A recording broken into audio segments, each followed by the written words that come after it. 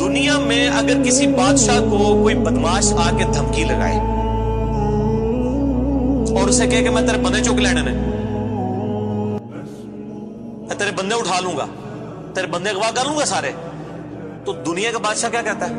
میں تکنا ایسی نہیں تیسی تیری جرت، یہی کہتا نا، کیونکہ وہ یہ خیال کرتا ہے کہ میری بادشاہی اسٹیک پہ لگ رہی ہے کہ میرے بندے اٹھائے گا، وہ یہ سمجھتا ہے۔ لیکن اللہ کے کیس میں ایسا نہیں ہوا جو کائنات کا بادشاہ، جب شیطان نے یہ دھمکی لگائی نا انسان کے حوالے سے کہ یا اللہ میں تیرے سارے بندے اغوا کر لوں گا، چند ایک لوگ ہی تیرے ساتھ ہوں گے، اور اللہ تعالیٰ سورہ سبا میں کہہ رہا ہے کہ اس نے اپنی بات پوری بھی کر دکھائی ہے، تو اس کے مقابلے پہ اللہ نے یہ نہیں کہا کہ میں تکنا کس طرح تو کرنا ہے ایسی تھی تیسی تیری، نہیں، کیونکہ اللہ تو بے پرواہ ہے، اس نے اپنے نبی بھیجے ہیں، کتابیں بھیجی ہیں، اور کیا کرے وہ؟ اس سے بڑا کیا کام کرے؟ کتابیں بھیج دی، پیغمبر بھیج دیے، حق کا حق ہونا، باطل کا باطل ہونا بتا دیا۔ لا اکراہ فی الدین، دین قبول کرنے کے معاملے میں کسی پہ جبر نہیں۔ قد تبین الرشد من الغی، بے شک ہدایت گمراہی سے الگ ہو چکی ہے۔ انا ہدیناہ السبیل، ہم نے راستہ دکھا دیا ہے، اما شاکر و اما کفورا، چاہے تو شکر گزاری کی روش اختیار کرو، خواہ نہ شکری کی، لیکن آخرت میں نہیں چھوڑوں گا جس نے نہ شکری کی، یہ ذہن میں رکھنا۔ لیکن ہدایت بھی سب کو پلیٹ میں رکھ کے نہیں دوں گا، والذین جاہدوا فینا لنہدینہم سبلنا، جو لوگ کوشش کریں گے انہی کے لیے حق کے راستے کھولوں گا، جو کوشش نہیں کرے گا دریا کے کنارے بھی پیاسا مر جائے گا۔ جس طرح اکثر مسلمان مر رہے ہیں اس وقت، قرآن گھروں میں پڑھا ہوا ہے لیکن وہ پڑھا ہوا نہیں ہے، پڑھا ہی ہوا ہے، اور کدھر گورے جو ہیں وہ مرنے سے پہلے جناب قرآن ترجمے سے پڑھ رہے ہیں، ان کو ہدایت مل رہی ہے۔ یہ آپ کے سامنے ہے میرے بھائیوں، اللہ کا تو کوئی رشتہ دار نہیں ہے، جو کوشش کرے گا اس کو ہدایت ملے گی۔ عزیز سمجھنا ساڑھی کو رشتہ داری ہے اللہ کا، یہودیوں کا بھی یہی عقیدہ تھا نا، اس لیے سورہ بقرہ کے جو 9 رکوع ہیں وہ پورا یہودیوں کے اوپر مقدمہ ہے، اور 7 یونیورسل ٹروتھ آئے ہیں کہ تم سے بھی پہلے ایک لاڈلی امت تھی، 3 کتابیں اس میں آئی، سینکڑوں پیغمبر آئے، اس کے باوجود جب انہوں نے روگردانی کی اٹھا کے اللہ نے پرے مارا، ضربت علیہم الذلہ والمسکنہ، آج تک ذلت اور مسکنت ان کے اوپر مسلط، تم کیا شے ہو؟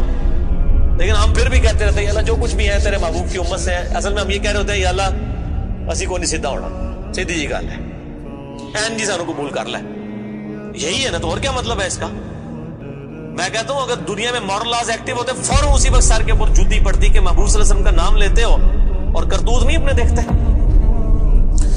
تو دنیا کے بادشاہ تو کہتے ہیں میں تکنا کے ساتھ تو چکنا ہے میرے بندے، تیری ایسی تھی تیسی، لیکن اللہ تعالیٰ کیا فرما رہا ہے؟ قال فالحق، اللہ فرماتا ہے یہ ہے سچائی، والحق اقول، اور میں کہتا ہی سچی بات ہوں، یاد رکھیں لأملأن جہنم منک وممن تبعک منہم اجمعین، جو کوئی بھی پھر شیطان تیری پیروی کرے گا نا میرے بندوں میں سے، تو میں نے کسی بندے کی گارنٹی نہیں لی ہوئی، میں اس کو اور تجھے اور تیرے سارے فالوورز کو دوزخ میں ڈال دوں گا، دوزخ کو بھر دوں گا تجھ سے اور تیرے فالوور سے، یعنی میں اپنے کسی بندے کی کوئی گارنٹی نہیں لیتا، میرا کام ہے صرف حق بات پہنچانا، پیغمبروں کو بھی یہ کہا گیا وما علینا الا البلاغ المبین۔ اب جان بوجھ کے جو گمراہ ہوگا تو اللہ فرماتا ہے تجھے بھی اور تیرے فالوورز کو اٹھا کے دوزخ میں پھینک دوں۔ اور قرآن حکیم کی سخت ترین آیت میں اکثر کوٹ کرتا ہوں، سورۃ الاعراف آیت نمبر 179، وَلَقَدْ ذَرَأْنَا لِجَهَنَّمَ كَثِيرًا مِنَ الْجِنِّ وَالْإِنسِ، اور بے شک ہم نے کثرت کے ساتھ جن اور انسان پیدا ہی دوزخ کے لیے کیے۔ کتنے خطرناک الفاظ، لیکن اس کے آگے الفاظ ہیں، اللہ کوئی فنیٹک نہیں ہے، نعوذ باللہ۔ اللہ فرماتا ہے ہم نے ان کو دل دیے تھے، عقل دی تھی سوچتے نہیں، کان دیے تھے سنتے نہیں، آنکھیں دی تھی دیکھتے نہیں، یعنی ان انسٹرومنٹس کو یوز کر کے حق بات حاصل کرنے کی کوشش نہیں کرتے۔ اولئک کالانعام بل ہم اضل، یہ چوپایوں کی مانند ہے بلکہ ان سے بھی گئے گزرے ہیں، جو لائی لگ بنے ہوئے ہیں، کان آنکھ عقل کو یوز کر کے حق بات اور باطل میں تمیز نہیں کرتے ہیں، تو یہ دوزخ کے لیے پیدا ہوئے ہیں، اور ہمیں نظر بھی آ رہا ہے اکثریت واقعی دوزخ کے لیے پیدا ہوئی بھی ہے۔ اللہم اجرنا من النار، اللہم اجرنا من النار، اللہم اجرنا من النار۔ قل ما اسألکم علیہ من اجر، اے نبی علیہ السلام فرما دیجئے میں جو اتنی باتیں کھول کھول کے بیان کر رہا ہوں اس کے عوض تم سے کوئی معاوضہ طلب نہیں کرتا. آج کے دور میں جب ہم نبی علیہ السلام کی دعوت پیش کریں گے تو ہم کہیں گے کہ دیکھو تمہیں کھول کھول کے صحیح باتیں بتا رہے ہیں, کوئی چندہ بک نہیں بنائی ہوئی ہے بھائی, کوئی قربانی کی کھالیں نہیں جمع کر رہے ہیں, کھول کے مفت تمہیں یہ ساری سچائی بتا رہے ہیں. وما انا من المتکلفین, اور اے نبی علیہ السلام آپ فرما دیجئے میں تکلف بھی کرنے والا نہیں ہوں. ہائے ہائے ہائے ہائے, دنیا کا پورا ڈھکوسلا جو ہے نا مذہبی اپروچ میں وہ چال ہی تکلف کے اوپر رہا ہے. کیا تکلف ہے کہ علماء جو ہیں وہ اپنی آڈینس کو کھول کے بات بتانے نہیں جاتے, وہ تکلف کر جاتے ہیں.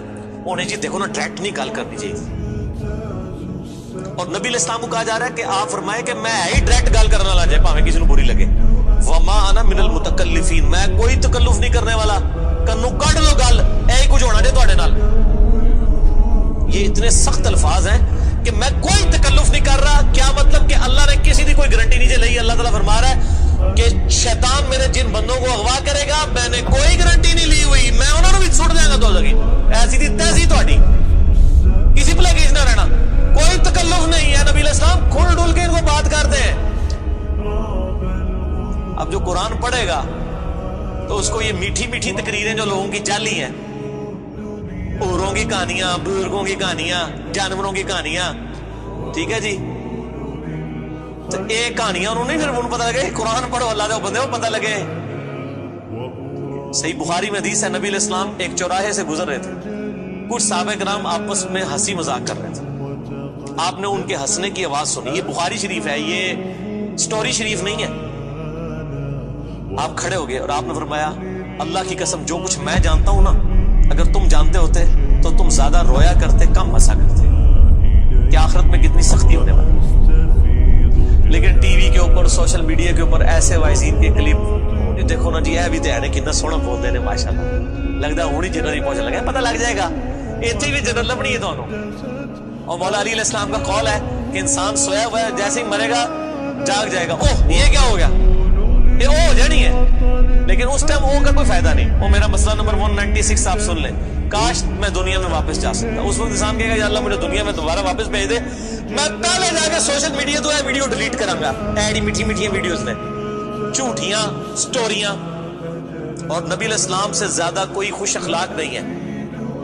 اگر یہ اخلاقیات اس چیز کا نام ہو کہ آپ نے لوگوں کو جھوٹی سٹوریاں سنانی ہیں, ان کو لپیٹ لپاٹ کے جو ہے وہ پردے میں رکھ کے باتیں کرنی ہے, کھول کے بات نہیں بتانی. نبی علیہ السلام کو کہا جا رہا ہے آپ فرما دیجئے میں کوئی چندہ نہیں تم سے وصول کرتا, اور نہ میں کوئی تکلف کرنے والا ہوں. میں نے بالکل کھل ڈل کے بات کر دی ہے.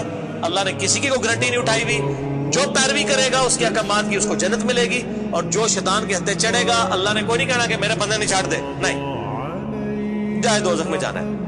ان ہوا الا ذکر للعالمین, یہ قرآن تو نہیں ہے مگر نصیحت تمام جہان والوں کے لیے. اس قرآن کے ذریعے میں ڈر سنا رہا ہوں. فذکر بالقرآن من یخاف وعید, نبی علیہ السلام قرآن کے ذریعے تبلیغ کر دیجئے, ڈر سنا دیجئے جو بھی اللہ کی دھمکی سے ڈرتا ہے. وَلَا تَعْلَمُنَّ نَبَأَهُ بَعْدَ حِينٍ, ان قریب مرنے کے بعد کچھ عرصے کے بعد تمہیں خود ہی پتہ چل جائے گا جو کچھ میں کہہ رہا تھا یہ کچھ ہو جائے گا. وہی جو میں نے کہا نا کہ مر کے انسان کو پتہ چل جائے گا سب کچھ. وہ کہتے ہیں جی وہ کوئی نہیں جی آگے جا کے پتہ لگ جائے گا کون ٹھیک ہے کون غلط ہے. میں کہتا آگے جا کے پتہ نہیں لگے گا, لگ پتہ جائے گا. پتہ لگ رہا ہے تو پھر تو چلو ٹھیک ہے, لگ پتہ جائے گا. اور یہاں پہ بھی یہی کہا جا رہا ہے کہ آگے جا کے لگ پتہ جائے گا. یہ پنجابی میں یہی ترجمہ ہو رہا ہے اس کا, آگے جا کے لگ پتہ جائے گا کہ میں یہ کھول ڈول کی بات کر رہا ہوں. یہ بات اسی طریقے سے ہے. وَلَا تَعْلَمُنَّ, اور ان قریب ضرور تم جان لو گے, نَبَأَهُ بَعْدَ حِينٍ, یہ جو خبریں میں تمہیں بیان کر رہا ہوں ان قریب کی یہ پوری ہو جائیں گی. لیکن اس کے وقت کچھ بھی نہیں ہونا. انسان نے چیخنا ہے اللہ مجھے دنیا میں دوبارہ بھیج دے, میں نیک اعمال کروں گا, یہ کروں گا, وہ کروں گا. مسئلہ 196 میرا ضرور دیکھیں.